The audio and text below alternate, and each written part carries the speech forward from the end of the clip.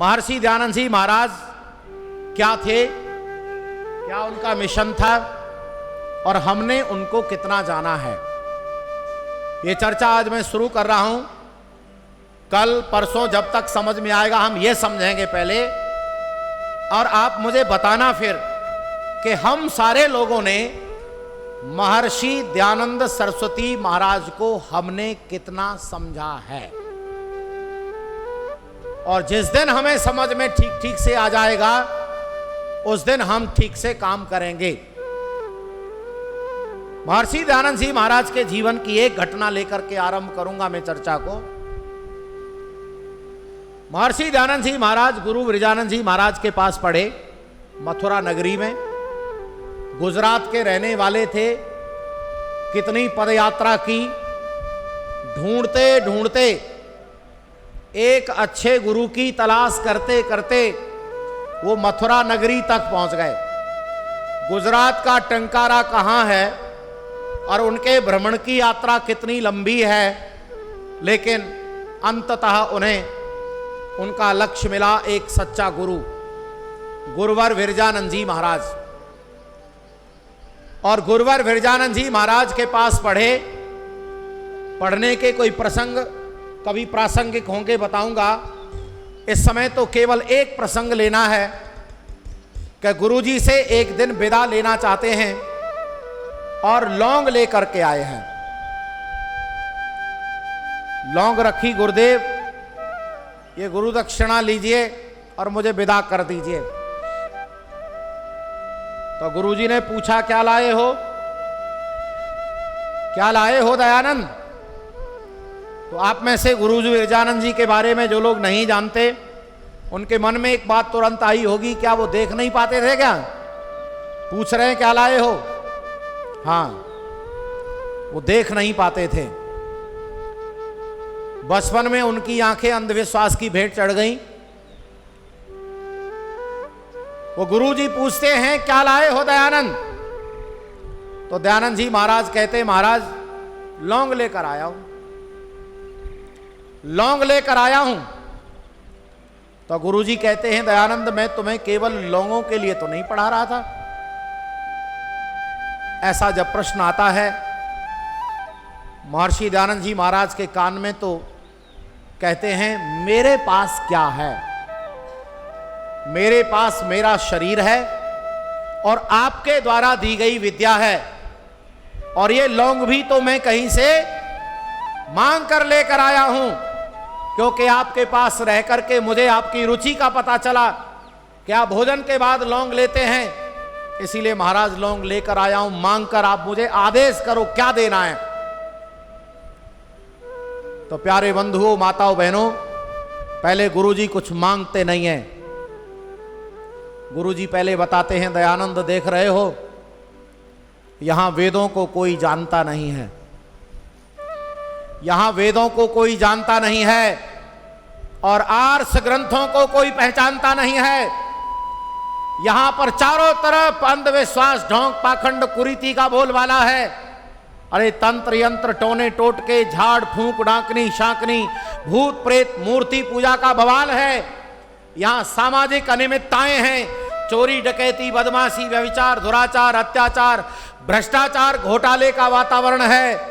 हे दयानंद, अगर तुम कुछ देना ही चाहते हो तो वेदों के उद्धार के लिए, आर्ष ग्रंथों के प्रचार के लिए और समाज के सुधार के लिए, और तुम मुझे अपना जीवन दान में देकर के जाओ अगर कुछ देना ही चाहते हो तो। क्या मांग लिया गुरुजी ने? ओहो, अपने शिष्य से उसका जीवन मांग लिया। और यह घटना आपने पहले भी सुनी होगी, लेकिन आज मैं इस घटना के अंदर क्या भाव है, क्या और लक्षित हो रहा है, माने हमें और क्या दिख रहा है, मैं आपको वो भी दिखाना चाहता हूं। पहले मैं आपको ये दिखाना चाहता हूं कि गुरुवर विरजानंद जी महाराज आंखों से देख नहीं पाते थे, लेकिन फिर भी उन्होंने समाज की दुर्दशा को देख लिया था। बिना आंखों वाले ने दुर्दशा देख ली थी, लेकिन हम आंख वाले होने के बाद भी नहीं देख पा रहे हैं। भारत देश की इस समय वर्तमान स्थिति भी, जोर से बोलो जरा, बहुत खतरनाक है। अगर आप नहीं देख पा रहे हो अब भी, तो मेरी आंखों से देख लो। चारों तरफ आग लगी हुई नजर आएगी आपको, आग। कोई सुरक्षित नहीं है यहां। राजनीतिक संगठन चाहे बेशक आपको झांसा दे रहे हो सब ठीक चल रहा है, यहां कुछ ठीक नहीं चल रहा है। यहां बहुत बुरे हालात हैं और इन हालातों को गुरुजी ने उस काल में देख लिया था। और एक बात और सुनो, गुरुजी ने दुर्दशा ही नहीं देख ली थी, बल्कि हर समस्या का समाधान भी दयानंद के रूप में देख लिया था। हर समस्या का समाधान, गुरुजी के मन में यह बात थी कि अगर ये सारी समस्याओं का समाधान है तो केवल और केवल दयानंद है। अच्छा, एक बात पता है आपको, गुरुजी के पास केवल दयानंद ही पढ़ते थे और कोई नहीं पढ़ता था? और भी पढ़ते थे। अच्छा, उनसे कुछ मांगा था? उनसे तो कुछ भी नहीं कहा। क्यों नहीं कहा? क्योंकि वो जानते थे यह समाधान नहीं है, इनमें वो प्रतिभा नहीं है, इनमें वो ताकत नहीं है, इनमें वो समर्पण नहीं है। अरे दयानंद को देखा, जिसमें समर्पण है, जिसमें वैराग्य है और जिसके अंदर तर्क बुद्धि है, जो समाधान कर सकता है।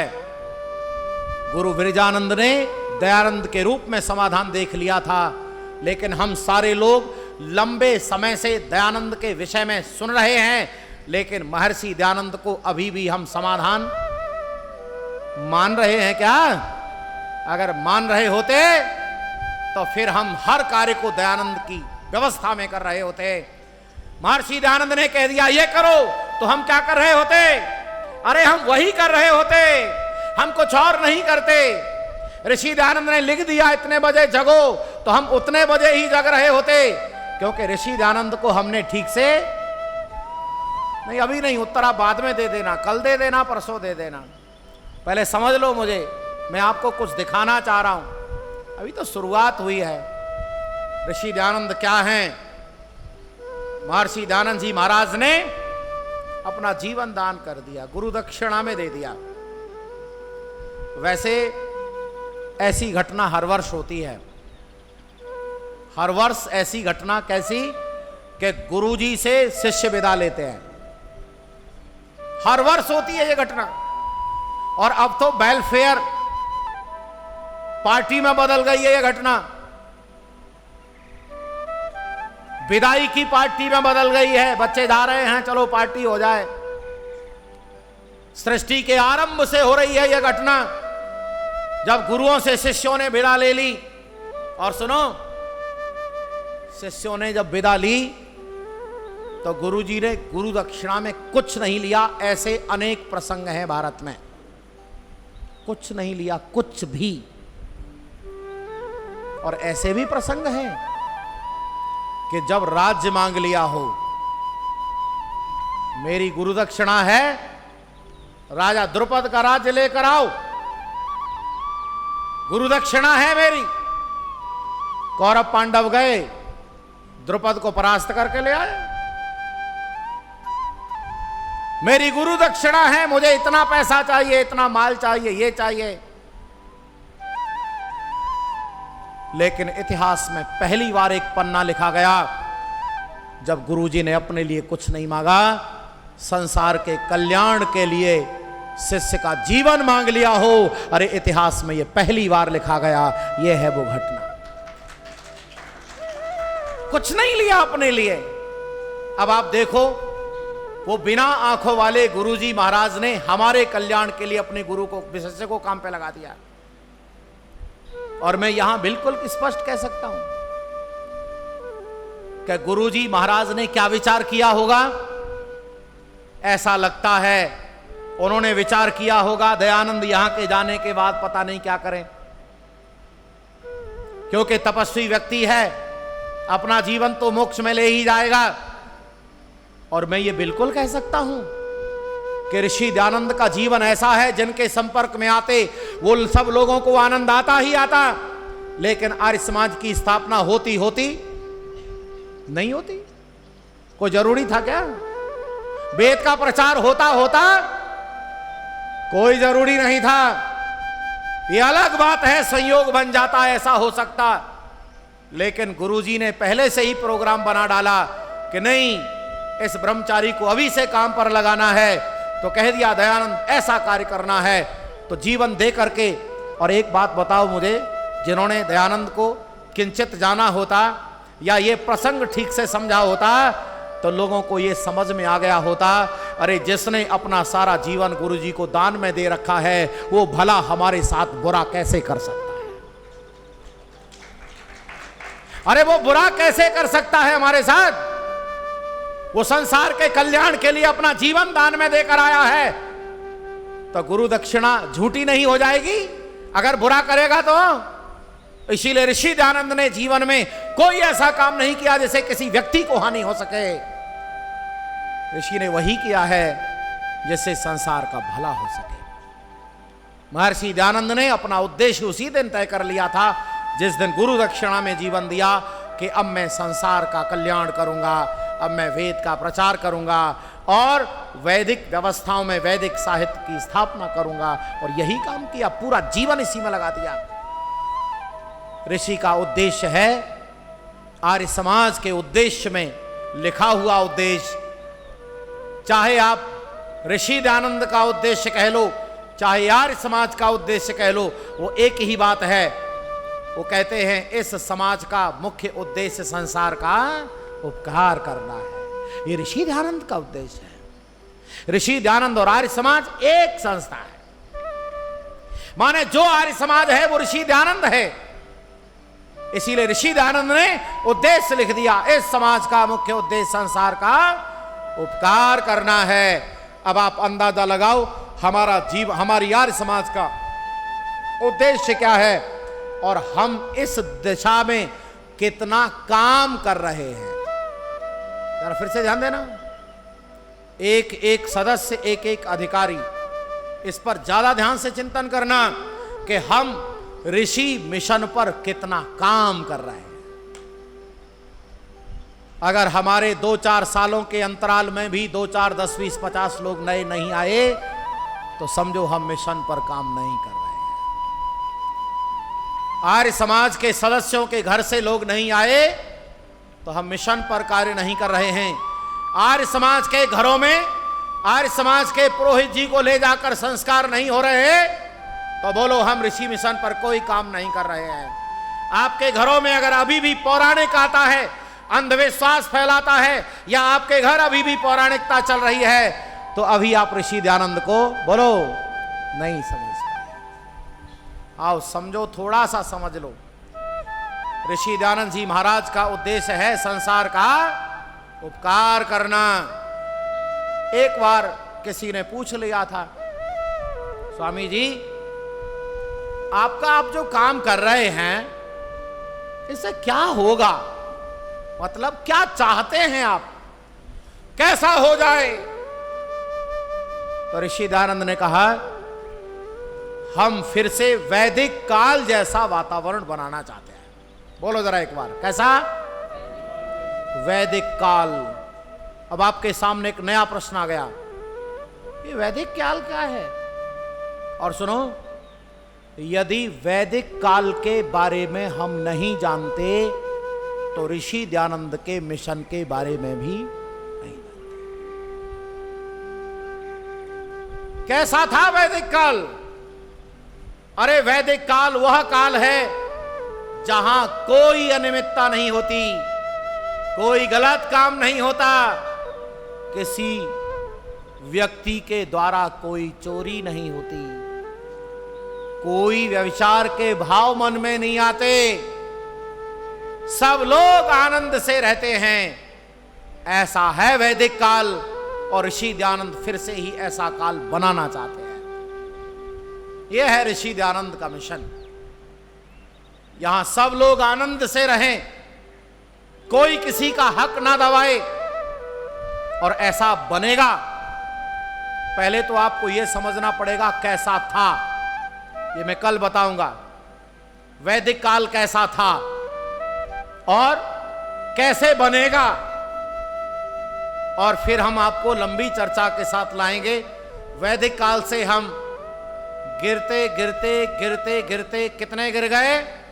एक वो काल था जब चोरी नहीं होती थी किसी घर में, और अब ये काल है कि कितने भी ताले लगा दो। क्या जी? कितने भी लगा दो, 2 4 10 ताले लगा दो, लेकिन लोग इतने शैतान हो गए हैं, तुम्हारे ताले किसी मतलब के नहीं, सब तोड़ तोड़ करके घुस जाते हैं। यूं कहते साहब एटीएम बहुत सुरक्षित है। क्या जी? एटीएम बहुत सुरक्षित है, ताला खोले वा नहीं, ताला खुलता नहीं। अच्छा पूरे उठा ले चलो, लोग पूरा एटीएम उठा के ले गए, फुर्सत में खोलते रहेंगे। कमाल है इस देश का, हमारा कितना नैतिक पतन हुआ है और क्यों हुआ है, इसके कारण भी मैं आपको बताऊंगा। बातचीत का समय पूरा हो रहा है। मैं तो बस आपसे यह निवेदन कर रहा हूं कि आप तो बस ऋषि को समझने का प्रयास करो। ऋषि दयानंद जी महाराज ने जब यह कहा कि वैदिक काल जैसा वातावरण बनना चाहिए, तो आप निश्चित मानिए आर्य समाज इस मिशन पर है कि हम फिर से वैदिक काल स्थापित कर दें। एक बात बताता हूं आपको भूमिका के तौर पर। वैदिक काल, देखो ये सारी की सारी जो चर्चा है, ये सारी चर्चा को मैंने 3 भागों में बांटा है, वैदिक काल, मध्यकाल और आधुनिक काल। और इसके कारण भी निर्धारित किए, वैदिक काल क्यों वैदिक काल है, मध्यकाल क्यों मध्यकाल है, आधुनिक काल में आधुनिकता क्या है। और इस वैदिक काल को भी मैंने 2 भागों में बांटा है, एक पूर्व वैदिक काल, एक उत्तर वैदिक काल। यह पूर्व वैदिक काल कैसा है? यह पूर्व वैदिक काल ऐसा है जिसमें राजा नहीं है, और उत्तर वैदिक काल है जिसमें राजा है। और राजा नहीं है तो भी प्रजा सुखी है। अच्छा आप मुझे एक बात बताओ, कल्पना कर सकते हो आपके बिना राजा के प्रजा सुखी हो सकती है? अरे बोलो नहीं? चलो एक क्षण, 2-1 आध मिनट लग जाएगा, धैर्य से काम लो। मैं अभी अभी आपको तय करता हूं कि बिना राजा के ज्यादा सुखी रह सकते हैं हम, लेकिन कब? एक झलक देख लो, एक तर्क सुन लो बस। हम सारे के सारे लोग रोड पर चलते हैं, रोड पर चलने के नियम बनाए जाते हैं। उन सारे नियमों को हम ठीक से जान लें, जानते हो, जानते हैं नहीं, बोलो जानते हो, रोड पर चलने के सारे नियमों को जानते हो और नियम से ही चलते हो। अच्छा आप बता सकते हैं मुझे, कोई दुर्घटना होगी, राजा की जरूरत है, ट्रैफिक पुलिस की जरूरत है? नहीं। अब आपके पास उत्तर मिल गया। हम सारे के सारे लोग जीवन जीने के नियमों को ठीक से जानते हो। धर्म क्या है, अधर्म क्या है, पाप क्या है, पुण्य क्या है, हित क्या है, अहित क्या है, और हम सारे लोग नियम से ही चलते हो। अच्छा बोलो बदतमीजी होगी? राजा की जरूरत है? ऐसा ही कभी राज्य था वैदिक काल, जहां बिना राजा के केवल आचार्यों के बल पर चलता था, केवल गुरुओं के आधार पर चलता था, और वो गुरु बड़े पवित्र होते थे जो केवल वेद का अध्ययन कराते थे। उस काल में कोई जाति नहीं है, कोई संप्रदाय नहीं है, कोई अलग से संगठन नहीं है, केवल वैदिक मर्यादाओं का अध्ययन अध्यापन होता था और सारे लोग वेद के आधार पर चलते थे। इसीलिए उस काल में सब आनंदित रहते थे। ऋषि दयानंद फिर से ऐसा ही वातावरण बनाना चाहते हैं। अब बोलो कितना बड़ा लक्ष्य है ऋषि दयानंद का। प्रत्येक व्यक्ति जिस समय नियम में चलना शुरू कर देगा, उस समय ऋषि दयानंद के नियमों पर चलकर जीवन का आनंद लेने लगेगा।